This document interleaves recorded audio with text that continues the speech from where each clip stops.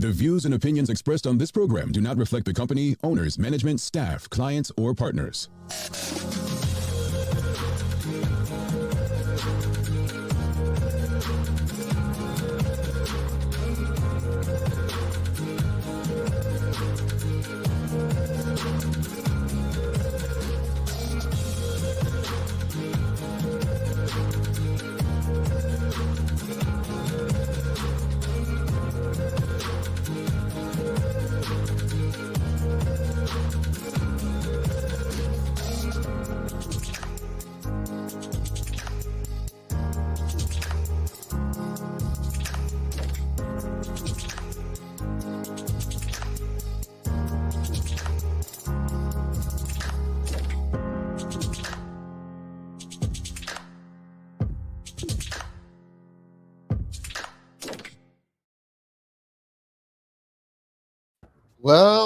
Well, it's Monday, the 26th day of April. Welcome to the Daily Hour, brought to you by Medical House, One Communications, and Linda's. I'm Jamal Hartman. She's Carla Zul. Thanks for making this part of your daily routine. If you're watching online, share the link. If you're on Facebook, start that watch party. If you're on Twitter, retweet it. If you're watching on Channel 82 or listening on the Full 100 radio station, call someone up. Let them know we're on. Just get the conversation out there to your network. And don't forget to like and engage with us. A good one today, as we're highlighting international business in Bermuda this week. So today we have Mr. Cyril Whitter stopping by for a conversation. A daily play is a who said it. So Carla is guessing a famous quote by a famous person. Yeah. What? You make me laugh. So nice to see you. I haven't talked to you all weekend. I think I missed you. Lucky me. Lucky me.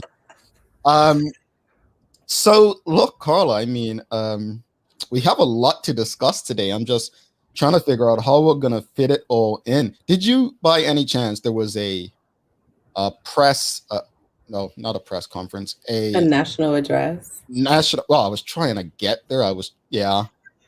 A national address last night by the Premier, the Honorable David Burt last night. And well, you know what, people make me feel like such an instigator. I don't think I'm an instigator. I just ask questions, Carla.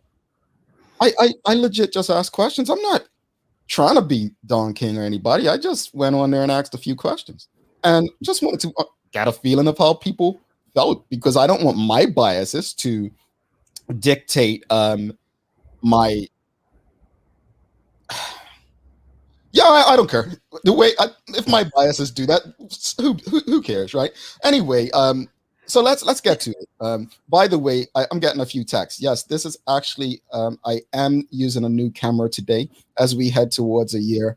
I just thought that you all deserve to see me a bit better on camera. So you look so chocolatey. Doesn't he look chocolatey? You should buy me one too. Chocolatey, huh? No, you look so rich. Remember the Nestle Quick? You look so rich and thick and chocolate. All it is a camera change, folks. The lighting's still the same, but it is a real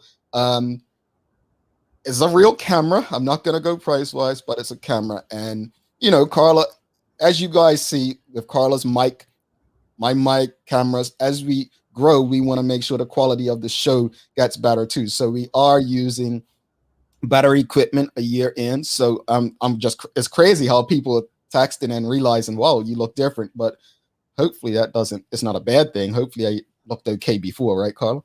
I think. Yeah. Okay. I just want to rub your face. You just look so handsome. And you all thought I needed lotion. You all thought I needed lotion. But look, okay, let's get to it. So the Premier David Burt delivered a national address last night, right? And firstly, you all couldn't have thought that this gentleman, Mr. Premier, was going to do it live. I mean, once I saw national address, I was like, yeah, he's probably going to record it Friday or Saturday or early Sunday. I never ever thought that it would be not pre-recorded. I never thought it would be a live thing. So anyway, the Premier done it, and I thought it was my feed because it kept cutting out. So I had to ask a few people afterwards, tell me what time that the premier mentioned the economic plan for the country, right? And he didn't. And I'm like, no, maybe your feet dropped as well. So, Carla, should I go over the highlights so some people who may not have seen it know what we're talking about? Sure, I didn't see it. Okay, so let's go over some highlights. Carla's been down for the count. She's a little sick, folks. So let's see why Elizabeth just wrote, it left me with way more questions than anything. Let's go in here. So this is according to the highlights grabbed from burnnews.com. Effective May 2nd, the following changes will come into effect. Non-immunized travelers entering Bermuda will be required to quarantine for 4 days pending a negative day 4 test. Consider getting vaccinated. Vaccinations are a personal choice. Speak to your doctor for the best advice. Walk-ins are available Monday through Friday at Bermuda College from 9 a.m. to 1 p.m. The more residents vaccinated, the better protection for the community. Bermuda has one of the top 10 vaccination programs. In 7th, number 1 would be Gibraltar. We're right behind the Cayman Islands. That's according to Our World in data. Effective changes as of June 6th, the following changes will come into effect. All non-immunized travelers entering Bermuda will be subject to supervised quarantine for 14 days in a designated facility at their own expense. All right. Any questions or challenges with that so far? Yeah. Okay. It's so catch-22. The 14-day at your own expense, mm-hmm. and combined with these tight economic times. Mm-hmm. Again, I've said it 1,000 times, whether you want to get vaccinated or not is your choice, but it's forcing people's hands almost either way. I'm thankful because, and then my daughter, she's out here, she's 21 in the UK. She can't get vaccinated until the summer. So if she comes home after June, then me and her dad are faced with paying for a bill for 2 weeks when she's not even, the vaccine isn't even available to her. That's not fair. Let me go through, and folks, please share your comments. I'll try to get to as many as possible. According to Media Maya, changes that will start immediately. No flights from Brazil, India, or South Africa will land in Bermuda. Any arriving passenger who has traveled to those countries within the previous 14 days will be mandatorily quarantined for 14 days with electronic monitoring. Changes that will start May 2nd. Non-immunized travelers entering Bermuda will be, yes, we went through that. And all the changes that will start on June 6th. Here they are. Time period for a pre-test required for visitors to obtain a travel authorization will be 3 days. Immunized travelers entering Bermuda with a negative pre-test will not be required to quarantine after their negative arrival test, but they will still be required test on day 4, 8, and 14. Immunized residents entering Bermuda without a negative pre-test will be required to quarantine until their day 4 negative test. All right, so let's stop there. Let's go through some comments. I'll go through some comments and just want to see how you all felt, because, and I'll share before we get into comments, I'll just share how I felt. I'm going to be very fair here. I think that the Premier of Bermuda, David Burt, did miss the mark. But I believe that this, more of what he said last night, should have been done or said long ago. That's probably my issue with it. I have no problem with what was said last night. It should have been done long ago. However, I think there was so many things missing from a national address. One, I thought that there was going to be more about the economy. You know, I'm seeing friends who are in the health and beauty industry, and they still don't know when they're going to be able to go back to work per se, or when they're going to be able to, rent's coming, right? When are they where's the assistance coming from? Economically, thankfully we have IB week this week on the Daily Hour, but what's the plan for Bermuda outside of trying to get tourism back and flights and people in Bermuda? So I do have a lot more questions, as Elizabeth mentioned earlier. Shall I go to the questions, or you want to add something, Carla? Go to the comments. Comments. All right. Sorry. Here we go. Elizabeth says, when the emergency order ends, does everything go back to normal like it is 2019 again? Nika Peace, says, exactly, Carla. What about the students? I have 2 going home. Very unfair when you think about it. Elizabeth has another question. What about people traveling for medical reasons? They've left out so many what ifs. Michelle White, she says, some questions have been, yes, what Carla said. And also, if parents go to collect their child from school, will the entire family have to go to this facility, or can go home together? Well, let's just hope the communications department is on this and understands the concerns that people have, because one of the things is, from a sales perspective, if anyone's relatable to sales, right?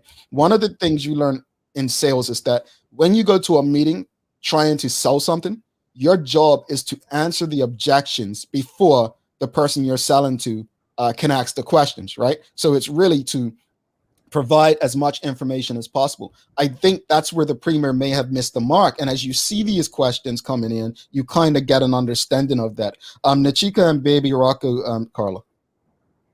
If a person is vaccinated and tests positive on day 4, do they have to quarantine? I'll have to check the notes again to see if that was said. Sorry, go ahead, Carla. My son cannot get vaccinated in the UK if he comes home in the summer. He has his own apartment space to quarantine, but I must pay for him to be in a government facility. Yeah, that's exactly it. They're doing a rollout. So they're not getting, if you're under 30, you're not looking at August, September. Unfair. Evelyn Pitts says, it just sounds all confusing and backwards. Renee Sherilyn Simmons says, I think it was done sooner because of the sale GP. Tamara Richardson says, I have a snail moving across my yard. That's the pace with which we are addressing these. What next economically? That was the takeaway for me as well. And I like that, because Carla's takeaway, she's got a daughter, young children, like what we have questions. And economically, I'm thinking, the first thing I thought is, but what about the people who are unable to pay rent? Like, are we asking landlords to assist in some way? And, I don't want to come across because I actually did do something. I asked on Twitter, and I love you on Twitter, but I did ask, what's your takeaway? Because I didn't want to come on this show today and feel like I was picking on well, it doesn't really matter.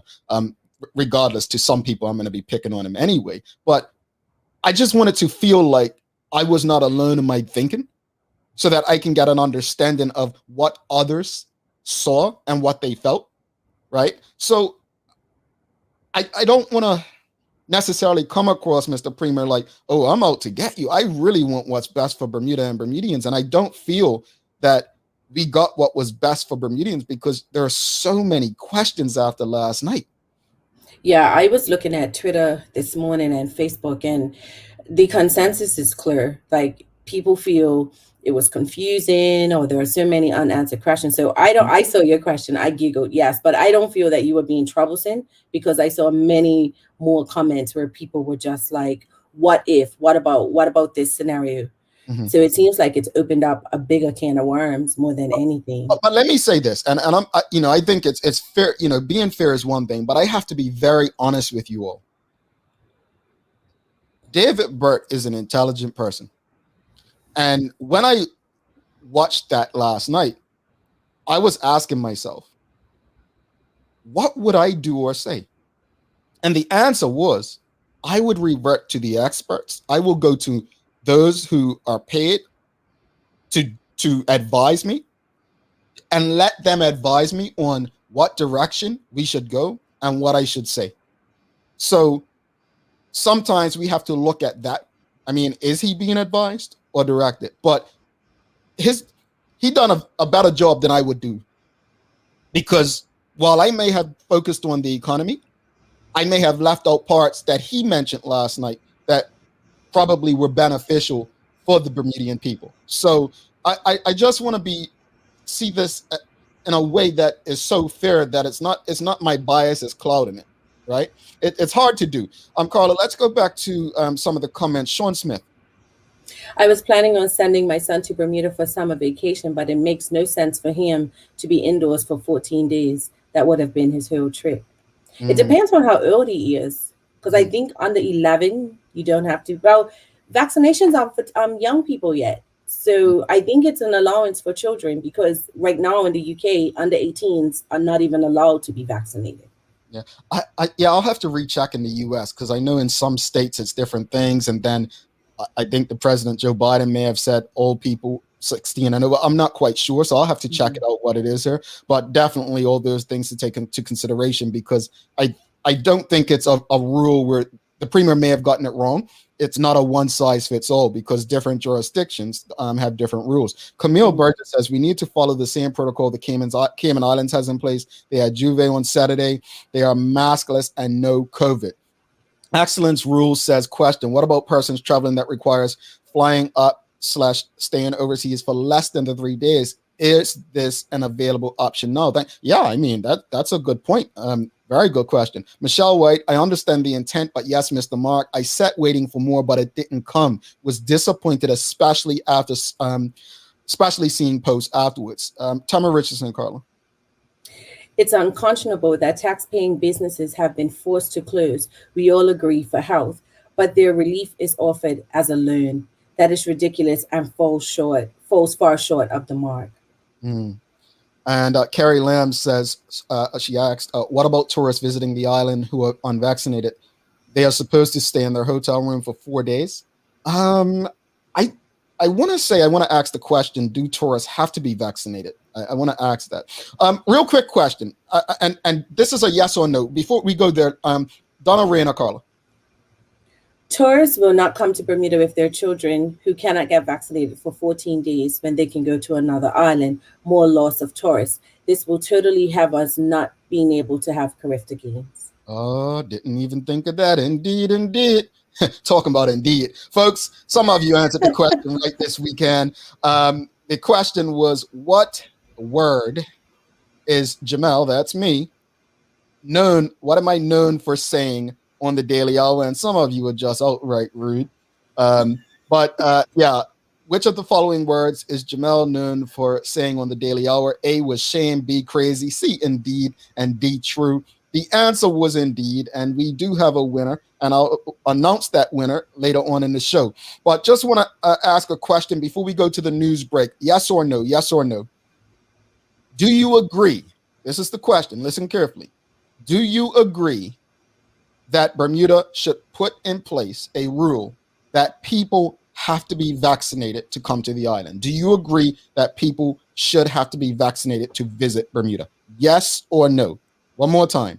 Do you agree? Would you agree if Bermuda had the rule that people have to be vaccinated to enter the island, to visit the island? Notice I'm saying visit the island, not residents. Let me be clear. Another one, people saying, oh, he says, let me be clear a lot. But let me be clear, because I want people to understand the question. Do you think all visitors, tourists to the island should have to be vaccinated? All right. Getting a lot of no's here. A lot of no's. That's right. Ian Cameron, nope. Renee Sherilyn Simmons, nope. Carla John, yes, they should be vaccinated if they can. Darnell Furbert, nope. Rondell Richardson, nope. Angeline Mabry, nope. So we have a lot of no's. No, but they should quarantine. All right. So I think the consensus is no from most people. It's no. We're going to take a quick news break. Folks, it's International Business Week. Do us a favor. Share these conversations. These are some of the most important conversations we are going to have to date on this show. Why? Because if there's one specific industry that many people will say is arguably keeping the economy afloat, it would be that of international business. And international business includes so many different companies and organizations and careers. So Mr. Cyril Whitter's joining us after the news break and commercials. You don't want to miss it. And again, stay tuned to see if you won this weekend. And you still have time. We're actually giving away two things today. I'm going to tell you why. We're introducing a new feature. And all you have to do is put the hashtag The Daily Hour, and you'll be entered. You will actually see. I'm not picking names out of a hat. We're going to show you something really cool. So Carla's going to do the news. We're going to have the commercial break, Mr. Cyril Whitter joining us, and then we're going to give away some stuff. So don't go anywhere, folks. This is going to be a fun show, despite David Brett frustrating us all. Yeah, I said it.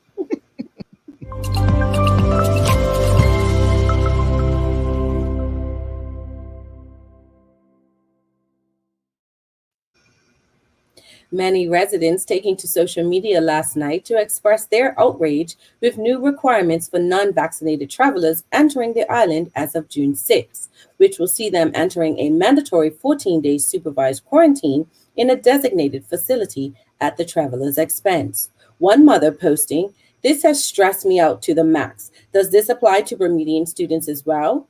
My child has to return home 4 times yearly because his school closes during breaks. If he quarantines for 2 weeks, he has to leave to go back to school immediately after. We would never see him. What do we do? Who has money to pay for a hotel for 2 weeks and pay mortgage or rent for a house that is empty? Why can't they quarantine at home? Where is this money coming from? This needs a serious rethink." Meanwhile, one user on Twitter summed up her feelings from a different perspective. Bermudians complaining about restrictions, yet Bermudians still violating restrictions. Do you find yourself lost in the absolute sea of clutter? Do you often find yourself lost in a sea of, was website appointment today or was it sometime last week, only to find out that it was yesterday? Then Get Organized Day may wind up being your salvation. The one thing you could never get back is time. An organization can save you absolute mountains of it by making sure you know where things are, how to find them, and where to put them back for next time. All right, I can already hear the groans before I even get to it. How do you celebrate Get Organized Day? It's simple. Get organized. I know you're thinking that the time it takes to find everything and sort it out is the time you need to spend on other more important things. Newsflash, the amount of time it takes for you to get organized is going to be exceeded by far by the time savings you get from being organized in the first place. Turning to weather, the temperature in Bermuda is expected to reach a high of 71 today. Atlanta, Georgia will see a high of 76, and London, UK, a high of 53. That's your Daily Hour news break. All right. Don't forget, stick with us after the conversation with Mr. Whitter. We will be doing some giveaways. Indeed. All right. We'll be right back. Stick with us. Hi, I'm Karen, a nurse at the old folks home. These long hours used to kill my feet until my hairdresser told me about a great place to buy a pair of clogs. Medical House. Finally, relief. They also carry uniforms in bright, bold colors. And not to mention the support stocking. Karen, Miss Soltis bet her bet again. Oh gosh, these days I need all the support I can get. Medical House has relocated next to the Dendy Town Field, number 6 Bakery Lane, Pembroke. Nature's Path Organic are a family business, major proponents of the organic method of food production with decades of experience in the field, and have diversified their interests focusing on animal welfare and children's education in that realm. Hence the introduction of Enviro Kids cereal made to the exacting standards we expect and benefiting their cause. Saving animals one breakfast at a time. 1% of sales goes towards protection of animals and their habitats. We're featuring Enviro Kids organic, gluten-free Gorilla Munch cereal. Lindo's, why go anyplace else? All right, welcome back to the big show. She's Carla Zool. I'm Jamal Hartman. It's the Daily Hour brought to you by Medical House, One Communications, Lindo's, and our friends over at Channel 82, where you can also watch this and many other locally produced shows. Don't forget, Channel 82 is streaming 24/7. Without further ado, let's bring our guest for the day, Mr. Cyril Whitter. He is a international business veteran and exec that we are going to learn a lot from today. Good morning, sir. Welcome to the show. Good morning. How are you? Wonderful. And yourself? Hi, Carla. I'm doing good, thanks. Well, first off, thanks for doing this. We always tell people we appreciate you. We know it's early for some people. And But our audience, they're very nice people, as you probably noticed from the comments, and they love to learn. So thanks for doing this, and let's get right to the convo. So you're currently the president of the Independent Management Group. What exactly is it you do in the industry, and how did you get into the international business sector? So my company specializes in managing insurance companies that are not big enough to hire their own staff. And so our specialty is doing just that. And so my company manages about 30 insurance companies on behalf of the owners of those insurance companies to provide the support, the administrative support and organization that those insurance companies require. That's what my company does. I've been doing this work for quite a while, since I was 20. I went directly into this from the Bermuda College. I went from Berkeley to the Bermuda College, and then my accounting professor told me that they had a job for me, go over there. I had no idea where I was going. I had no idea what industry I was getting into, but the company that I was directed to actually was an international business company that managed insurance companies. And so I got into it quite blindly, to be frank with you. I love it. I love a story like that. Didn't know where you were going, but hey, it worked out, right? No, it was blind. I had no idea. I was completely and totally clueless as to what the company did. I knew nothing about international business. This was 1978. I just had no idea. No idea at all. Wow. Well, quite a story, quite a beginning. We've been dealing with a global pandemic over the last year. How has the pandemic impacted international business, the entire sector in Bermuda, if any? So, historically, we would go on and we would promote international business. We would talk about how it was driving the Bermuda economy and things of that nature. We would talk about the careers in IB and things of that nature. But right now, the pandemic is front and center of everybody's minds. And so when we think about coming onto the air and talking about international business in Bermuda, the real question is international business in Bermuda helping the people of Bermuda and the government of Bermuda right now in the ways that the people in the government require help in order to respond to the pandemic? And so I like to sort of talk about IB in that context. In that context, the entities that we work with in the international business sector, both in Bermuda and outside of Bermuda, do not need to be in their offices. The individuals do not need to be in their offices to do what they do. I've been working remotely for the majority of the last year, and so has all of the staff of my company. Most international business companies in Bermuda are working remotely, and having to work remotely isn't impacting our ability to do what we do. So why is this relevant for Bermuda? It's hugely relevant. We continue to pay payroll taxes in the way we pay payroll taxes pre-pandemic. Mm-hmm. We need stuff. I mean, in order to function, I need paper, I need toner, I need all sorts of things to function. And we're able to make those purchases, and the Bermudians that are working for those companies are protected to some degree because we are still able to spend in the economy, in the Bermuda economy, the way we spent before. And so as we spend in the Bermuda economy, we being the IB sector, whether we're buying gas or groceries or whatever it might be that we're purchasing, buying insurance for our cars or our homes, paying rent to Bermudians that might have been laid off themselves. The international business sector, fortunately, can play and has been playing over the last year a role in continuing to pump money not just into the economy and shoring up jobs where we can, where we have an impact, but also it continues to pump money into government, whether it be by way of payroll tax or whether it be by way of customs duties on all of the things that we purchase in order to do what we do. And so right now, we're really looking at how relevant we are, IB, to Bermuda, to Bermudians, to the government, in the context of the pandemic. It's interesting real quickly because you mentioned how work from home is benefiting. You've been working from home for a time and it's actually a benefit, but I think so many people look at it and think that it's been a hindrance for Bermuda because that means companies will no longer need to relocate.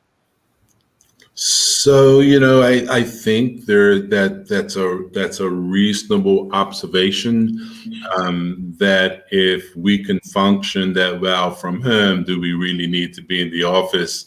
The truth of the matter is that working from home it works.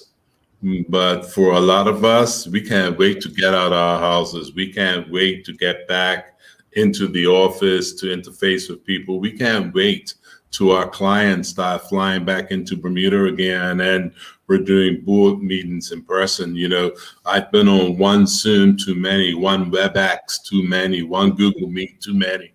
I mean, it's just, it works.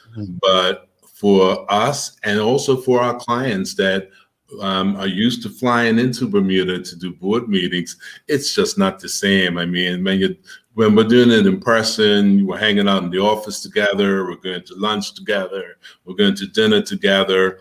What we're doing right now is functional, but it's really not what we and our clients want to do. We're doing this because we have to do it. Now, Mr. Wood, I wanted to go back because you were talking about when you were 20 and you landed into this opportunity that you didn't realize existed at the time. What advice would you give to young people considering a career in IB? Well, that's the other thing that's relevant. The first thing is we being the Association of Bermuda International Companies. We've been working with the Ministry of Education for several years now to ensure that the people that are coming out of the high school system in Bermuda know about IB and know what the careers are in IB so that they can make informed choices about what they do when they go to university. So the first thing is you need to know what the options are in terms of career choices. And there are probably 12, 13, 14 different career choices. And they're not all about being an insurance broker or an underwriter. If you're an IT professional, we need lots of them. If you're a human resources professional, we need lots of them. If you know how to maintain buildings and facilities, we need lots of them. There's a whole universe. If you just want to get into investments, and invest money. There's a massive need in our space for people with that type of knowledge. And so the first thing would be to connect probably with the Bermuda Foundation for Insurance Studies, BFIS, or the Bermuda Institute, or the Bermuda Insurance Institute, or the Association for Bermuda International Companies, and get a sense of what the career options really are. And also get a sense of where the money is, because there's a lot of scholarship money out there. And so for a lot of students, they want to go on a particular path, but they may, and their parents may not have the money. There are a lot of scholarship options out there. And you can go to one-stop shopping for that at bermudascholarships.com if you don't have the money to sort of pursue that path. But the difference today from when I was graduating from high school way back when is that the Association for Bermuda International Companies and the Ministry of Education are working very, very intensely together to ensure that a knowledge of international business and the career options is a part of what students learn when they are moving through the public school system. Now, what about on the other side of the spectrum for someone who may want to transition into IB, but they've already spent X amount of years in a different industry? How would they go about doing that? So it's tricky, it depends on what you were doing in that other industry. If you were an accountant, for example, transitioning from being an accountant working in the construction industry to being an accountant working in the international business industry is not a quantum leap. The fundamentals are the same. Getting a basic knowledge of insurance is something that you can do through the Insurance Institute. So if you're an accountant, you go to the Insurance Institute, you do a few courses on insurance to understand the business, and then the transition is relatively easy. If you want to be an underwriter or claims manager, takes a little bit more in terms of studying the discipline of insurance. If you want to be an investment manager and if you were investing funds for a large local entity and you now want to invest funds in the international business sector, that's a relatively smooth transition because investing funds, it doesn't really matter what the underlying entity is. Investing funds is investing funds. And so generally speaking, it's going to depend on what type of work you're doing currently in terms of what you're going to have to do in order to sort of make that transition from where you're working in the local economy to where you might want to go in the international business economy. Carla, they can find a space for you and I in the international business sector. I'm sure they do a couple. They always need good communications. Absolutely. We have a question from the audience. And by the way, folks, if you have any questions or comments for Mr. Whitter, please share. I will try to get through as many as possible. Kathy Brumby's asking, how are IB going to cope with mandatory jab? I don't quite think there's a mandatory jab, but feel free, Mr. Whitter. I'm sorry, mandatory vaccination she's talking about. Well, everybody that I'm communicating with right now is just very, very interested in getting vaccinated. I've had my 2 shots. I was listening earlier to Carla talking about how her shots were interesting, or her shot was interesting, but I have my 2 shots, no big deal. I don't think that's going to be a material issue for us because everybody who I'm talking to in my space are already going after it on a voluntary basis, because I think that most of us recognize that the only way to get past this pandemic is to vaccinate the population. Indeed.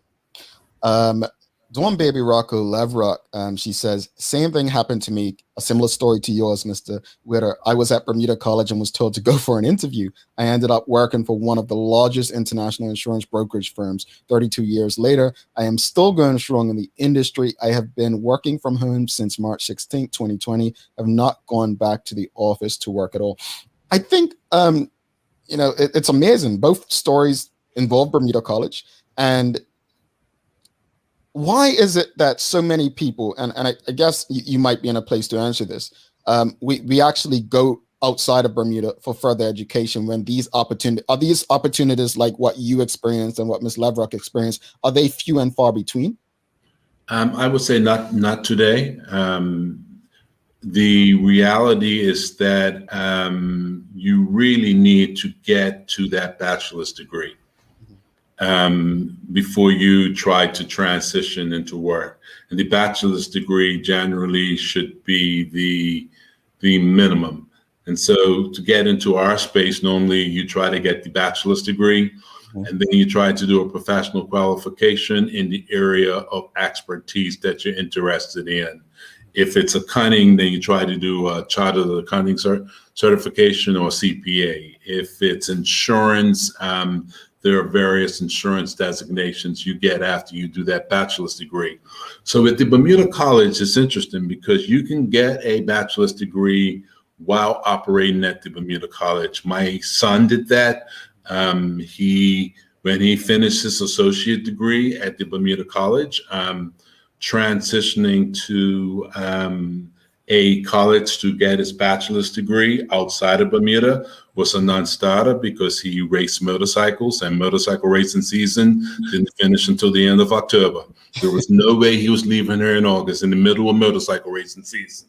That was not going to happen. And so he did his bachelor's degree up at the Bermuda College, working with Mount St. Vincent University.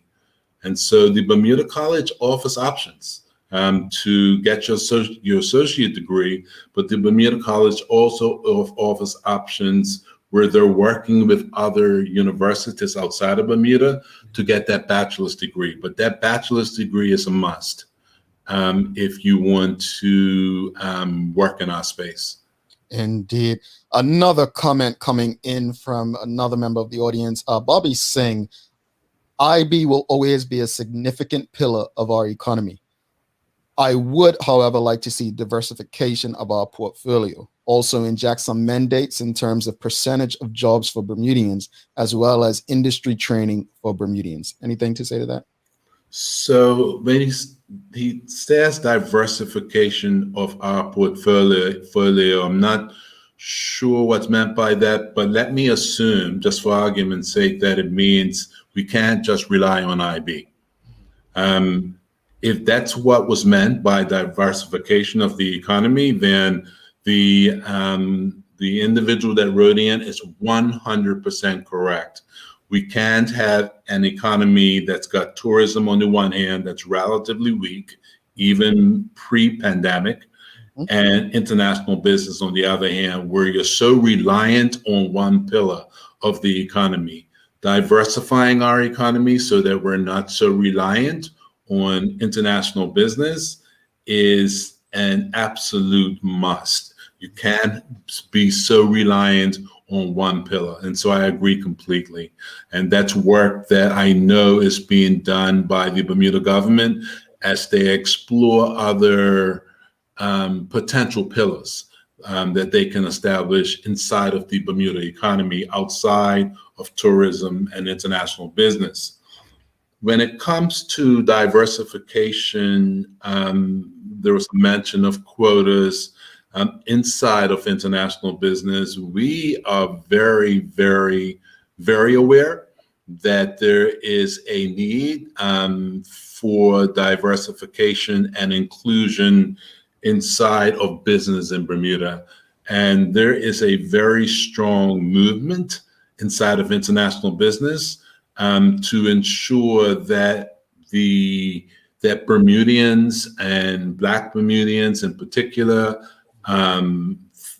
females who may not get promotions that they should be getting. There's a very, very strong move inside of IB to ensure that we don't have any glass ceilings for anybody, and that the opportunities to get up into the C-suite exist irrespective of race, color, or creed, or frankly, whether you're a male or female. All right, so work's being done basically. So basically right now we have a team inside of the Association of Bermuda Companies working on this. And the focus right now is getting to the CEOs and getting to the presidents of companies to ensure that they are, number one, aware of this need, and number two, they are conscious inside of their own organizations as to where they are in terms of diversification. And they're conscious that if they aren't where they need to be, that they are ensuring that there are no obstacles inside of their organization to Bermudians getting up to the C-suite, or Black Bermudians getting up to the C-suite, or females getting up to the C-suite. And so the focus right now is education, but educating the CEOs that are controlling these organizations so that they can then make sure that inside of their organizations, there's opportunity for everybody. Gotcha. Another question. Nicholas Butterfield asked, do you think the 1-year work from Bermuda residency permit was successful, and how can the government build on this? You know, I'm got a smile on my face because when we put that in place, we were doing pretty good from a COVID-19 perspective. You know, our numbers were wonderful. We had it all under control. And so, you know, when we were talking about this last year, May, June, it was a terrific idea. And I believe that there was headway made in that regard. But then when we got to post Thanksgiving last year, when our numbers started to escalate, and I mean, the month of April has been an absolute disaster for Bermudian for Bermuda. From a COVID-19 perspective, it's going to be very, very difficult for us to present Bermuda the way that we presented it a year ago, because right now we are really working really hard to put that genie back in the bottle, because right now COVID-19 in the month of April has just, our numbers are not good. In my personal view, our numbers are not good enough to present ourselves to the world as somewhere you can sort of hang out and hide while the rest of the world struggle with COVID-19. Our reality right now is we are struggling with COVID-19 in a major way. So I'm not sure that we're positioned to do that at this time. Yeah, interesting. Go ahead, Carla. Wow. I just appreciate your honesty, but I hope that whomever is watching this can see that as much as we can be a part of a great future, we can also be, as people in the community, a big part of the problem, because I don't think that that's resonated with some people. To hear you say that was very stark to me, you know? You're thinking about the diversity question? No, what you're talking about with the work for the 1-year residency. Yeah. And saying, I mean, April, when you look at the April numbers, they're unbelievable. I mean, we've had over 1,000 new cases in the month of April. And if I recall correctly, 11 deaths when we only had 12 when April started. I mean, it's just unbelievable right now. And we have to do what we need to do in order to protect the health of our population. Yeah, and there's so much to it. I'm happy that we have 4 more conversations to go this week with international business, because there are people who work in spaces in Bermuda that are far removed from the international business sector and don't even understand how much it contributes. I want to go back to what you mentioned earlier, Mr. Whitter, when you stated, you know, even working from home, how it keeps the economy going. People are out there paying people's rent, like keeping landlords able to pay their mortgage during this time. They're buying paper, keeping people at stationery stores, right? Employed. The impact of international business for the economy cannot be overstated, is my point. And so getting buy-in, why do you think in some respects it's so hard to get buy-in from people who don't work in the sector or are far removed from it? And what can be done to get buy-in for people to understand the impact that it has on their everyday life, regardless of their profession or industry? So what I try to do, you know, or what we've tried to do at the Association of International Companies, of Bermuda International Companies, ABIC, is just share information with the Bermuda population. The truth of the matter is that even if we bring somebody in from outside or non-Bermudian to work in our space, the first thing they've got to do is find somewhere to sleep, which means that they're paying rent to quite often a Bermudian landlord. The next thing they need to do is they need transportation, which means they're buying a bike or a car. And if you're a Bermudian working in a bike store or a car store, then that shores up your job there. However, they can't buy a bike or a car unless they have insurance. And so they got to go around to one of the insurance companies and get insurance, which shores up the job for Bermudians that are working in the insurance companies in Bermuda. They can't function without food, which means they got to go off to the grocery store, which means that they are purchasing groceries on a week in, week out basis, which is shoring up jobs for Bermudians working in that space. And all of a sudden at the end of the week, they're running out of gas, so they got to go to the gas station. That's just a very simplistic example of how we can function in the international business sector without supporting the other sectors of our economy where all sorts of Bermudians are working. And by the way, in the international business sector, something like 60% of all employees in IB are either Bermudians or spouses of Bermudians. I believe the Bermudian number is 55%. We are working very, very hard to make sure that that number increases, especially in the C-suite.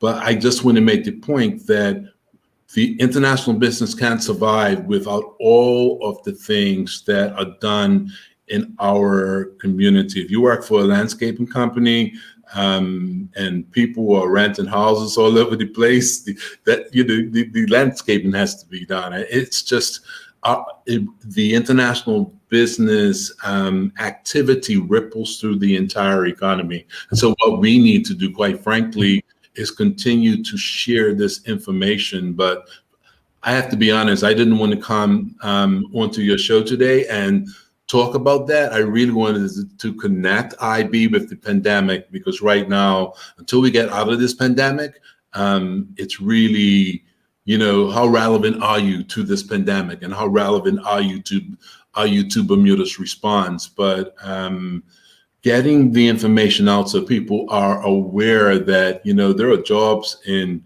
gas stations and construction companies and landscaping companies and grocery stores and bike sales companies and car sales companies and insurance. There are jobs all over Bermuda that are being supported week in, week out by international business activity. So it's a big deal. Mm-hmm. And before we let you go, we have a couple. I got a question regarding the pandemic, interestingly enough. And Michelle White, she has a question. Please ask Mr. Whitter what coaching he received when he entered IB, especially as he has no clue about the industry. Who were they? Was the coaching helpful? So this is the funniest part, right? So I went to Central School, which is now Victor Scott. Then after that, I went to Berkeley Institute. And then after that, I went up to the college.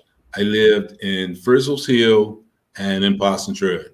So what that means is that my context was Black, everything. And I had preconceived opinions about white people. So I go into this company, I don't know what they're doing, and the managing director is a white Canadian guy, right, named Bob White. This guy takes me under his wing and teaches me everything. And then all of my stereotypes about white people, he consistently destroyed them one after the other. He taught me everything that I needed to learn. He took me under his wing. Between 20 and 27, I got promoted 3 times because of him. By the time I was 27, I was vice president. I got really, really lucky to find a person that would not just give me teaching from how to run an insurance company perspective, but life lessons on, if you don't want to be judged because you're Black, don't be judging me because I'm white. I mean, he was fabulous. He was absolutely fabulous. I got lucky. I got real lucky.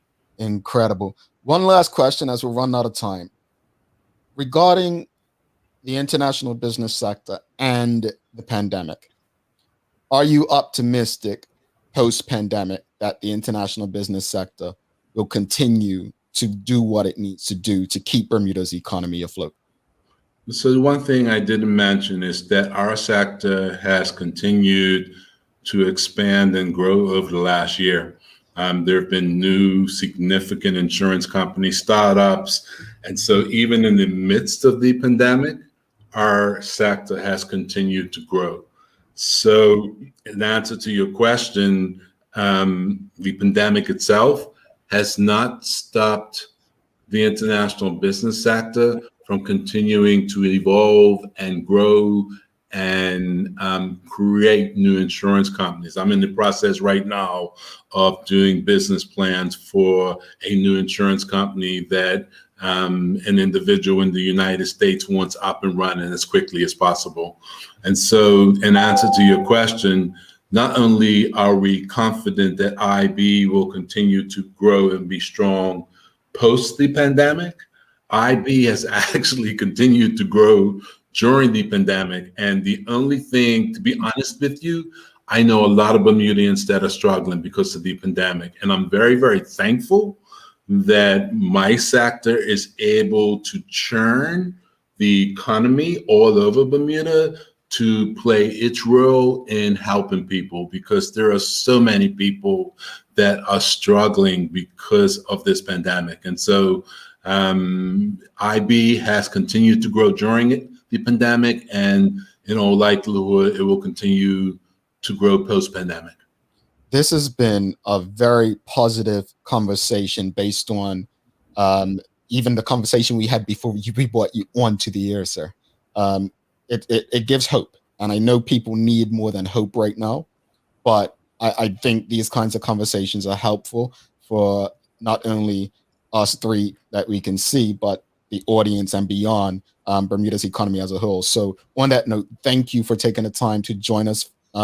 We'd love to have you back even when it's not IB week, because I have so many things. We have so many things that we'd like to touch on with you. So thanks again, Mr. Whitter, and all the best. Okay, thank you for having me. Take care now. No problem. Okay, bye-bye. All right, we're going to take a quick break. That was a good conversation. That was a good one. Stick with us. We have some giveaways, the daily play, and Carla's daily inspiration. Don't go anywhere.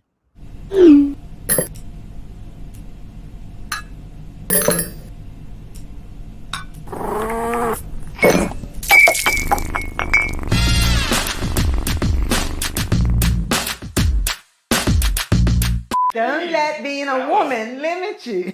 I was raised by a man that said you could, look, we fixed our own bikes, I could tile.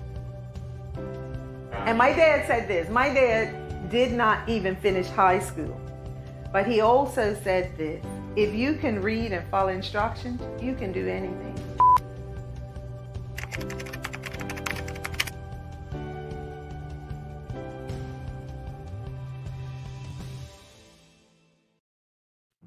Welcome back to the Big Show. She's Carla Zul. I'm Jamal Hartman. Thanks again to all of our partners, Medical House, Linders, One Communications, Bermuda Economic Development Corporation there in Channel 82. Look, we're going to do some giveaways real quickly. But first, the first giveaway is from this weekend. The question on our social media: which of the following words is Jamal known for saying on the Daily Hour? A was shame, B was crazy, C was indeed, and D is true. The answer was C, indeed. And Shayna Smith is this week's winner, so she'll get a mug and a $25 gift voucher to People's Pharmacy. So Shayna, yeah, thank you for letting people know that I have a very low vocabulary. If you enjoyed the conversation with Mr. Whitter today, please give us a like, love, no crying and no angry faces. Just give us some love if you really enjoyed that conversation. Don't forget, we have 4 more conversations as we're highlighting international business this week in Bermuda. All right. We're going to do another giveaway. All right. All you have to do, I'm going to give you 1 minute. Hashtag the Daily Hour. Hashtag the Daily Hour. That's all you have to do to win. Just put hashtag the Daily Hour. All right. I'll give you all a minute to do that. While you put hashtag the Daily Hour, I'm going to leave Carla on her own with this daily play. It's a famous quote, and it's very easy. Once I say it, you should know at least what the person did for a living. Quote, the only difference between a good shot and a bad shot is if it goes in or not. Michael Jordan? Right sport, wrong person. Okay. So Wilt Chamberlain. Again, right sport, wrong person. Person known as the round mound of rebound. Oh, no idea. Akeem Olajuwon? From Alabama. Went to Auburn. No idea. One of the mouthiest commentators today and a very controversial figure. Mackenzie? The guy, the short guy, Mackenzie, what's his name? This person is one of the most outspoken basketball players of his generation. Oh, Charles Barkley. Yep, this is Charles Barkley. Yes. After about 27 attempts, Carla got Charles Barkley. But you said controversial, and it had to be him. All right, we got a few people saying Charles. No, not Dennis Rodman. All right, here we go, folks. Here's the giveaway. Don't forget, I'm gonna share it on the screen. All right, are you ready? Everybody ready? We only have 10 people in the draw so far. The Daily Hour. Hashtag it, the Daily Hour. Yeah, she said Spud McKenzie. She sure did. That's all right. a dog, you know. I don't know, Carla. The Daily Hour. Here we go. I'm going to do the draw. I'm giving you 5 more seconds. 5, 4, 3, 2. You ain't playing, are you, Carla? Mm-mm. Okay. Just want to make sure Carla's not cheating. Here we go, folks. Here's the draw. Oh, this is cute. Let's see who it lands on.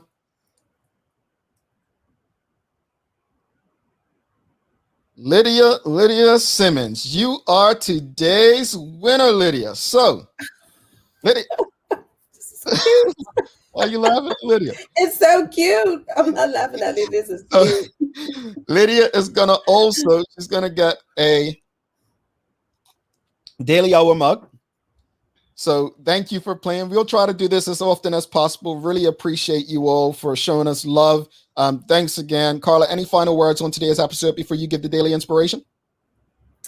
I loved it, the entire thing. Very enlightening from Mr. Whitter.